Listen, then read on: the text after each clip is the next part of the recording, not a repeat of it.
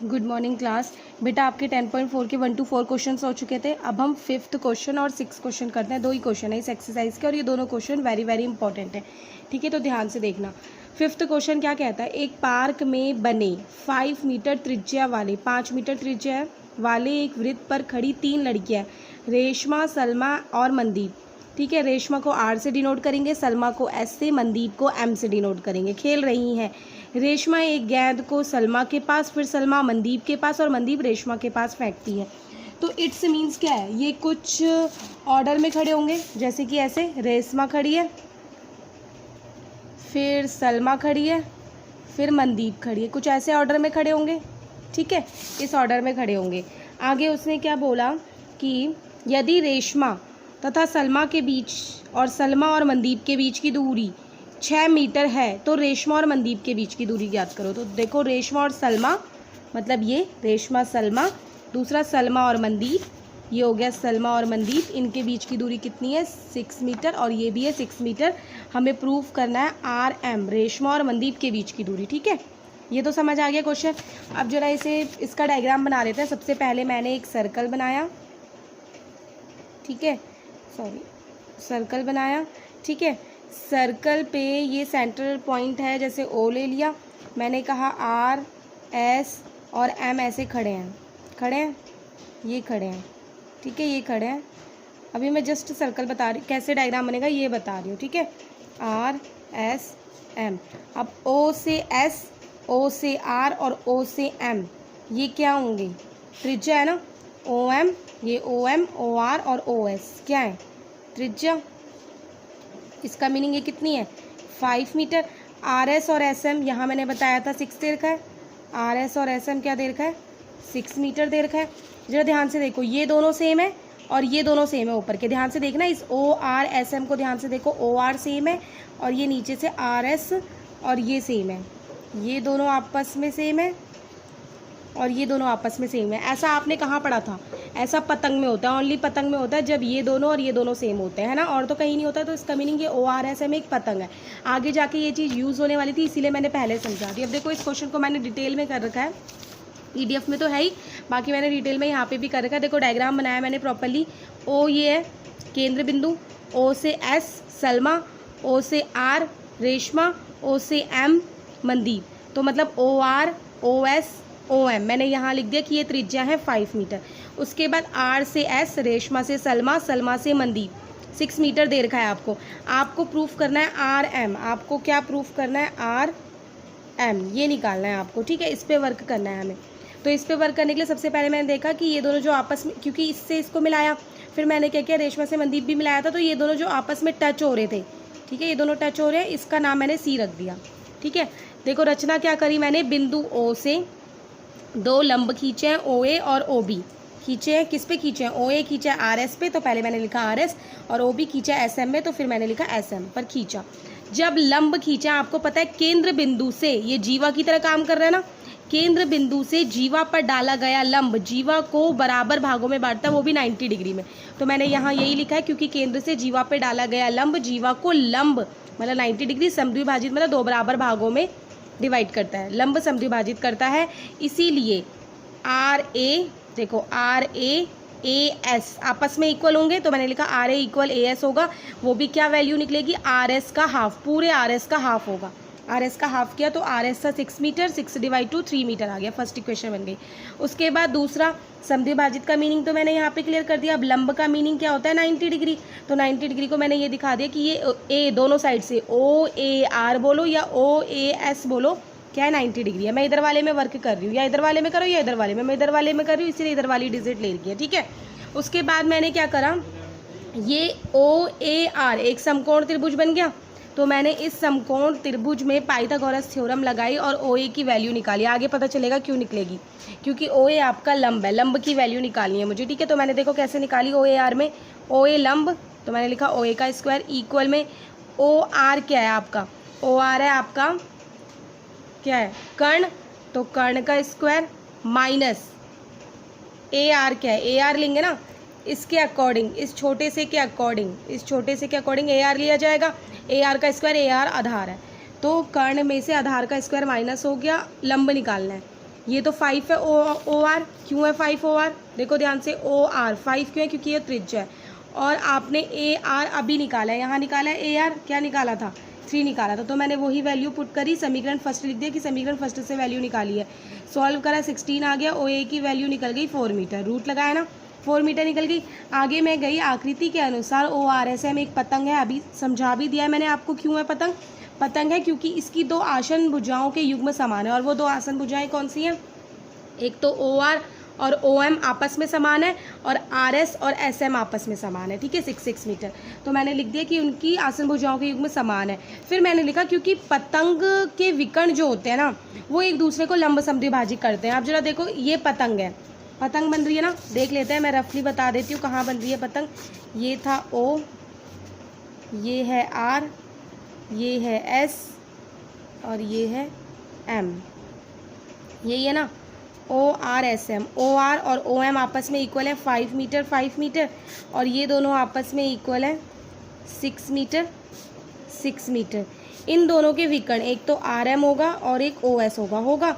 O S आपको पता है त्रिज्या, और आर एम आपको निकालना है। इन दोनों के विकर्ण एक दूसरे को क्या कर रहा है, लंब समद्विभाजक कर रहा है, मतलब बीच में 90 डिग्री बन रहा है एक तो, और आपस में ये ऐसी ये और ये आपस में इक्वल है, ये दोनों आपस में इक्वल है और ये दोनों टुकड़े आपस में इक्वल है। तो हम तो इधर की साइड वर्क करें तो हम इसे वाले पे वर्क करते हैं।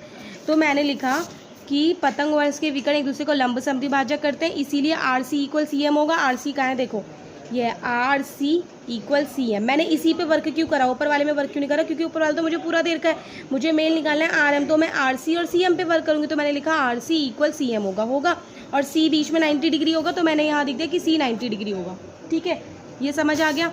उसके बाद ध्यान से देखो, अब मुझे आर सी निकालना है। अगर आर सी निकल गया तो सी एम भी वही होगा, फिर दोनों को प्लस कर दूंगी तो पूरा आर एम निकल जाएगा। तो मैं आर सी निकालने के लिए क्या कर रही हूँ, ये वाला ट्रायंगल ले लेती हूँ, ओ आर एस। ये जो आर सी है ये आपका लंब है और ये आधार है, तो मैंने क्या करा, ओ आर एस निकाला, ये लिखा ओ आर एस में, ओ आर एस का क्षेत्रफल लिखा, 1/2 आधार मल्टीप्लाई ऊंचाई होता है, 1/2 आधार आपका मैंने ले लिया ये आर एस, सॉरी आधार आपका मैंने ले लिया ओ एस, और लंबाई वो ऊंचाई हो जाएगी आर सी। एक बार ओ एस लिया है आधार तो ऊंचाई हो गई आर सी, ये लिया देखो ओ एस और ऊंचाई हो गई आर सी, ठीक है। और दूसरी बार मैंने क्या लिया, एक लंब ये भी तो है, तो देखो इस ओ आर एस के अंदर, इस ओ आर एस को ध्यान से देखना, ये है ओ, ये है आर और ये है एस, ध्यान से देखना इस ओ आर एस को। इस ओ आर एस में 2 लंब है, एक तो लंब जो ओ से ए पे खींचा यहाँ पे, ये खींचा, दूसरा लंब है ये आर सी, ये भी तो अभी मैंने बता दिया कि सी क्या 90 डिग्री है। तो 2 लंब है ना, 2 लंब के अकॉर्डिंग 2 फॉर्मूले हो गए, 1/2 आधार मल्टीप्लाई ऊंचाई। तो जब मैंने ऊंचाई इसको लिया तो आधार लेना पड़ा ओ एस को, जब मैंने ऊंचाई इसको लिया ओ ए को तो आधार लेना पड़ा आर एस को। तो देखो जब मैंने ओ ए लिया था तो आर एस ली थी आधार, आर एस आधार लिया, ओ ए ऊंचाई ले ली, और जब मैंने आर सी लिया था आपकी हाइट मतलब ऊंचाई, तो ये ले लिया था ओ एस, ले लिया था आधार, ये लिया, ठीक है, कोई प्रॉब्लम नहीं है। बस अब दोनों इक्वल क्यों होंगे, क्योंकि दोनों एक ही त्रिभुज के क्षेत्रफल है ना, ओ आर एस की तो क्षेत्रफल है, तो बस दोनों इक्वल रख दिए, इसकी वैल्यू पुट करी। ओ एस आपका क्या है 5 मीटर है, ये देखो, ठीक है, त्रिज्या थी क्योंकि आर सी हमें निकालनी है, आर एस आपका 6 है, ओ ए आप निकाल चुके थे, निकाला था ना, मैंने लिखा भी है कि कुछ चीज़ें दी हैं और कुछ चीज़ें ज्ञात की हैं, इसलिए मैंने दिया है और ज्ञात किया है दोनों लिख दिए। बस नॉर्मली सॉल्व किया, 4.8 मीटर आ गया। अब हमें पता है कि जो आर एम है वो R C plus C M है। R C plus R C क्यों लिखा, क्योंकि ये दोनों आपस में इक्वल थे, हमने आगे प्रूफ किया था, यहाँ प्रूफ किया था देखो हमने, ठीक है। उसके बाद इन दोनों को प्लस किया तो 9.6 मीटर आ गया। इससे मुझे पता चला कि रेशमा और मनदीप के बीच की दूरी कितनी है, 9.6 मीटर। तो ये था आपका 5th क्वेश्चन, समझ आया कैसे करना है। सबसे पहले ओ ए निकालना है, फर्स्ट स्टेप ओ ए निकालना है छोटे वाले ट्रायंगल में जाके पाइथागोरस थ्योरम से, फिर बड़े वाले ट्रायंगल में लेना है, उसके 2 फॉर्मूले बनेंगे, ठीक है। तो प्रॉपरली करना है ये वाला क्वेश्चन। 5th क्वेश्चन समझ आ गया। अब जरा 6th क्वेश्चन देखो, वो भी बहुत ईजी है। 6th क्वेश्चन में क्या बोल रहा है, 20 मीटर त्रिज्या वाला एक गोल वृत्ताकार पार्क है, कॉलोनी में स्थित है। 3 लड़के अंकुर, सैयद और डेविड इसकी परिसीमा मतलब बाउंड्री पर बराबर दूरी पर बैठे हैं, मतलब तीनों के बीच की दूरी समान है। प्रत्येक के हाथ में एक खिलौना टेलीफोन आपस में बात करने के लिए। प्रत्येक फ़ोन की डोरी की लंबाई ज्ञात करो। जो फ़ोन है ना उसकी डोरी जो खींची गई है, बच्चे खेलते नहीं है, उस डोरी की लंबाई हमें ज्ञात करनी है। तो इसका मीनिंग मुझे अंकुर सैयद या सैयद डेविड या डेविड और अंकुर के बीच की दूरी ज्ञात करनी है। तो देखो मैंने इसका डायग्राम कैसे बनाया, मैंने कहा एक गोलाकार पार्क है, ठीक है। ये खड़ा है अंकुर, परिसीमा में खड़े ना सैयद और डेविड, कोई प्रॉब्लम नहीं है। अंकुर, सैयद और ये डेविड हो गए। इन तीनों के बीच की दूरी इक्वल है इक्वल, और इन तीनों की ही बीच की, मतलब ये तीनों ही निकालना है, कोई एक निकल जाएगा तो तीसरा बाकी भी पता चल जाएंगे। उसके बाद मैंने देखा कि ये है सेंटर आपका, ठीक है।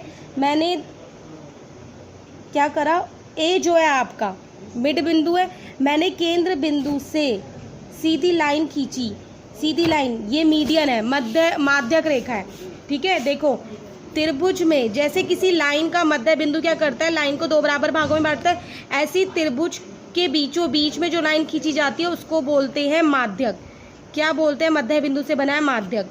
और माध्यक क्या करता है, त्रिभुज को 2 बराबर भागों में बांटता है, त्रिभुज को 2 बराबर भागों में बांटता है। समझ आ गया माध्यक का काम क्या है। जरूरी नहीं है यहीं से खींचना है, ऐसे भी खींच सकते हैं, यहाँ से भी खींच दो, ये भी माध्यक हो जाएगा, यहाँ से खींचो, ये भी माध्यक हो जाएगा। तो किसी एक शीर्ष से, शीर्ष मतलब कोने, किसी एक कोने से सीधी लाइन खींची जाती है दूसरी साइड पे, किसी एक कोने से दूसरी सामने वाली साइड पे, किसी एक कोने से सामने वाली साइड पे लाइन खींची जाती है तो उसे हम माध्यक बोलते हैं। और माध्यक त्रिभुज को 2 बराबर भागों में बांटता है। तो ये ए, यहाँ पे मैं कुछ नाम दे देती हूँ, बी दे देती हूँ, ठीक है। मैंने कहा ये जो ए बी है ये क्या कर रहा है, माध्यक का काम कर रहा है। इसका मीनिंग इस ए बी ने इसको 2 बराबर भागों में बांटा, अगर इसको 2 बराबर भागों में बांटा है इसका मीनिंग इसको और इसको भी 2 बराबर भागों में बांटा है। तो एक हिसाब से मैं कह सकती हूँ कि एस बी इक्वल क्या होगा, बी डी होगा S B equal B D होगा। उसे साइड करो। अब जरा ध्यान से देखो, अगर आप ध्यान से देखो तो ओ से ए तक तो त्रिज्या है, बट ओ से बी तक त्रिज्या थोड़ा है, क्योंकि त्रिज्या तब होगी जब मैं यहाँ पे टच कर दूंगी। तो बेटा ओ ए ओ बी से ज़्यादा होगा नहीं होगा, होगा। क्यों होगा, क्योंकि ओ ए पूरी त्रिज्या और ओ बी आपकी हाफ पार्ट है। तो आप आकृति के अनुसार ये कह सकते हो, मैं आकृति के अनुसार ये कह सकती हूँ कि ओ ए और ओ बी, ओ ए और ओ बी आपस में क्या है, ये डबल मान लो और ये सिंगल, 2/1 के अनुपात में है। मतलब ओ ए बड़ा है, ओ बी छोटा है, कह सकती हूँ। चाहे इसको 2/1 बोलो, चाहे इसको 4 ले लो, इसको 2 ले लो, मतलब जितना ये होगा ना उससे आधा ये होगा नीचे वाला। मैं ये कहना चाह रही हूँ, ओ ए जितना होगा उससे आधा नीचे वाला होगा। चाहे आप इसको 6 और 3 ले लो, इसको 4 और 2 ले लो, इसको 2 और 1 ले लो। तो मैंने सबसे ईजी ले लिया 2 और 1। मैंने कहा ओ ए और ओ बी जो है आपके वो इस वाले अनुपात में है। किस में है, ओ ए और ओ बी आपके 2:1 में है आकृति के अनुसार। 2:1 का मीनिंग 2/1 हो गया। अब ध्यान से देखो, ओ ए तो आपकी त्रिज्या है और त्रिज्या आपको कितनी दी थी, त्रिज्या दी थी 20 मीटर। तो इसका मीनिंग ओ ए की वैल्यू हो गई 20, ओ बी मुझे निकालना है, ठीक है। मैंने सॉल्व किया तो देखो 20 × 1 और यहाँ ओ बी × 2, ये 20 आया है, 2 यहाँ डिवाइड में आ गया, तो आंसर क्या आ गया, ओ बी का 10 मीटर। तो ओ बी निकल गया 10 मीटर। अब मैं पूरे ए बी की निकाल लेती हूँ। पूरा ए बी क्या है, पूरा ए बी है ओ ए प्लस ओ बी है। ओ ए तुम्हारा था 20 और ओ बी है तुमने 10 निकाला है, तो टोटल आ गई 30 मीटर।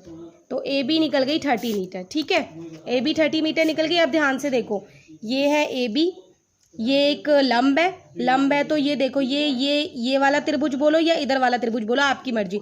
आप बोलो ए बी एस या आप बोलो ए बी डी, क्या बन गया, समकोण त्रिभुज बन गया। समकोण त्रिभुज में पाइथागोरस थ्योरम लगती है ना, तो हम पाइथागोरस थ्योरम लगाएंगे। क्यों लगाएंगे, क्योंकि बेटा बी एस हमें नहीं पता, ओ ए बी हमने पता लगा लिया और ए एस हमें निकालना है। तो इसको सॉल्व करने के लिए हम क्या करेंगे, पाइथागोरस थ्योरम लगाएंगे किसी एक में, चाहे ए बी एस में लगाओ चाहे ए बी डी में लगाओ। मैं ए बी एस में लगा रही हूँ, तो मैंने लिखा समकोण त्रिभुज ए बी एस में।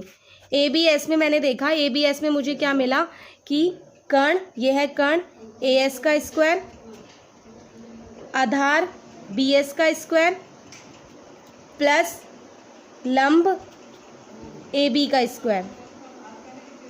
ये पाइथागोरस थ्योरम लगाई है मैंने, ठीक है, समझ आ गया। उसके बाद ध्यान से देखो, ए एस तो निकालना है, बी एस पे वर्क करते हैं। ये जो बी एस है, आपको ये पता है कि इस माध्यक ने इसको 2 बराबर भागों में बांटा है। मैंने आपको कहा था कि B S equal B D है, बताया था B S equal B D है। तो बेटा मैं बी एस को ये लिख सकती हूँ कि डी एस का हाफ है, इस पूरे डी एस का क्या है, हाफ है, डी एस बट्टे 2 है, डी एस का हाफ है। अब एक बात बताओ, डी एस, ए एस और ए डी आपस में तो तीनों इक्वल थे, ये ए एस DS और ये AD आपस में तीनों इक्वल थे ना, ये कौन सा त्रिभुज बन रहा था, क्योंकि तीनों भुजाएं इक्वल थी तो ये समबाहु त्रिभुज बन रहा था। जब तीनों इक्वल है तो क्या मैं DS की जगह AS नहीं लिख सकती? लिख सकती हूँ ना। तो मैंने BS को क्या लिखा, AS/2, AS का हाफ। कोई प्रॉब्लम यहाँ पे? ऐसा क्यों लिखा? ताकि दोनों सेम चीज़ हो जाए, यहाँ भी AS हो जाए और यहाँ भी AS हो जाए। जब आप इस वाले त्रिभुज में वर्क करोगे ना तो आप BD की वैल्यू लिखोगे AD का हाफ, AD का हाफ लिखोगे BD की वैल्यू। मैं इधर वाले में कर रही हूँ तो मैंने क्या लिखा है, BS को AS का हाफ, इस AS का हाफ। समझ आ रही है बात? इधर वाले में वर्क करोगे तो BD की वैल्यू क्या आएगी, AD का हाफ, और इधर वाले में वर्क करोगे तो BS की वैल्यू क्या आएगी, AS का हाफ। कोई फर्क नहीं पड़ेगा ना, क्योंकि तीनों भुजाएं तो आपस में इक्वल है। अब AB आपने क्या निकाला था, 30 मीटर, यहाँ तो 30 हो गया। अब बस पाइथागोरस थ्योरम लगानी है। ये AS का स्क्वायर है, ये यहाँ प्लस में, दूसरी जगह जाएगा माइनस में, क्योंकि हम क्या करते हैं, सेम चीज़ को सेम चीज़ ले आते हैं। यहाँ पे 30 का स्क्वायर 900 आ गया, इसके नीचे कुछ नहीं है, 1 लगा दिया। ये हो गया AC का स्क्वायर बट्टे में 1, और यहाँ हो गया AS है ना, AS का स्क्वायर बट्टे में 4। ये इक्वल में 900 तो है ही। यहाँ एलसीएम लेंगे, 4 एलसीएम ले लिया तो 1 के टेबल में 4 पे आता है, तो ये हो जाएगा 4AS का स्क्वायर, ठीक है, माइनस AS का स्क्वायर। 4AS में से एक AS जाएगा, क्या बचा, 3AS का स्क्वायर डिवाइड 4 इक्वल 900 तो आपका चल ही रहा है। ये 4 यहाँ डिवाइड में तो इधर मल्टीप्लाई में आ जाएगा, ठीक है। यहाँ बचा 3AS का स्क्वायर, ठीक है। अब AS का स्क्वायर एज इट इज रहने दो, ये 3 यहाँ क्या है, मल्टीप्लाई में, तो यहाँ आ गया डिवाइड में। 3 3 जा 9, 300 हो गया। ये कितना आ गया, 1200। अब यहाँ AS का स्क्वायर है, यहाँ से स्क्वायर हटाऊंगी तो यहाँ रूट लगेगा, 1200 का निकाल लो रूट, ठीक है। तो कुछ आपका ये आएगा, जैसे 2 0 है, इनको तो साइड को 12 का निकाल लेता है, क्योंकि 2 0 में से हम 1 0 निकाल देंगे तो 12 का निकाल लेते हैं, ठीक है। 1 2 बाहर निकल गया और 3 अंदर आ गया, तो 2 बाहर है और इन दोनों 0 में से 1 0 बाहर है और अंदर बचा 3, अंदर क्या बचा 3, तो आ गया 20√3 मीटर। तो ये AS निकल गया। अब बताओ, जब AS निकल गया तो इसका मीनिंग SD भी यही है और AD भी यही है, और हमें यही निकालना था, इनके बीच की दूरी, फ़ोन के बीच की दूरी। लास्ट में आप लिख दोगे, अतः फ़ोन के बीच की दूरी कितनी है, 20√3 मीटर है। √3 की वैल्यू नहीं निकालनी, मत निकालो। दोबारा से देख लो, फर्स्ट स्टेप क्या था, आकृति के अनुसार मैंने क्या किया, इसको चेंज किया कि OA और OB जो है 2:1 में डिवाइड है। 2:1 से सॉल्व करा तो मेरा 30 निकल गया। अब देखो 2:1 में नहीं करना है, 4:2 कर लो। 4:2 करना है, मैंने कहा था ना कि ये वाला डबल है तो नीचे वाला सिंगल होना चाहिए। OA अगर डबल है तो नीचे वाला सिंगल होना चाहिए। अगर 4:2 करोगे तब भी तो 2/1 ही आना ना, इसीलिए मैंने सबसे सिंपल ले लिया 2:1। AB की वैल्यू निकल जाएगी। फिर आप क्या करोगे, पाइथागोरस थ्योरम लगाओगे ABS में, चाहे तो ABD में। पाइथागोरस थ्योरम प्रॉपरली लगाओगे, बस ये वाली ट्रिक समझ आनी चाहिए। ये ट्रिक समझ आ गई फिर तो प्रॉपरली सॉल्व हो रहा है, ठीक है बेटा। क्वेश्चन समझ आ गया ये वाला अच्छे से, ठीक है। ये है आपका 6 क्वेश्चन, बाकी PDF में प्रॉपरली हो रखा है, तब और ध्यान से देख लेना। 5th क्वेश्चन हो चुका है, 6 क्वेश्चन हो चुका है, ये एक्सरसाइज कंप्लीट हो चुकी है, ठीक है। इसके एग्जाम्पल्स हैं वो आप खुद ट्राई करोगे।